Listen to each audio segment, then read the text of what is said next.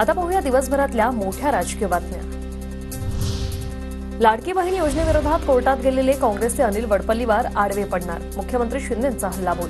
विरोधक काही म्हणाले तरी योजना बंद होणार नाही, शिंदेंची ग्वाही। लाडकी बहीण योजना बंद करण्यासाठी काँग्रेसचे वडपल्लीवार कोर्टात गेले। काँग्रेस पदाधिकारी अनिल वडपल्लीवारांवर फडणवीसांचा निशाणा। तुमचा देवाभाऊ योजना बंद होऊ देणार नाही, फडणवीसांची ग्वाही।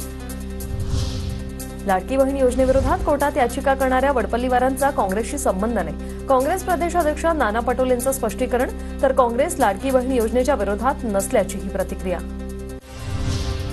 मी कुणाचाही माणूस नाही, उद्या पत्रकार परिषद घेणार, अनिल वडपल्लीवार यांची TV9 मराठीशी बोलताना माहिती।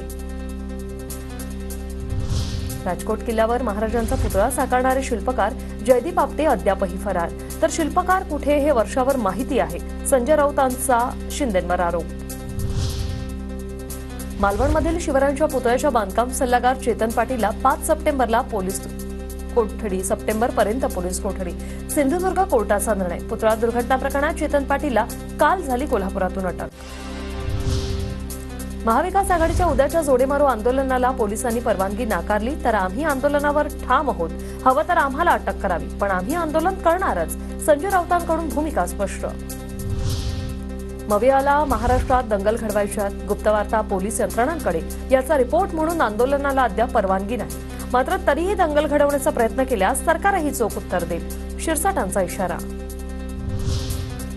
मोरारजी देसाई, जवाहरलाल नेहरूंसारख्या नेत्यांनी माफी मागितली होती, मोदी कोण आहेत, माफी तर मागावीच लागणार, मात्र सावरकरांचा मुद्दा उपस्थित करून मोदींनी माफीचंही राजकारण केलं, संजय राऊतांचं वक्तव्य।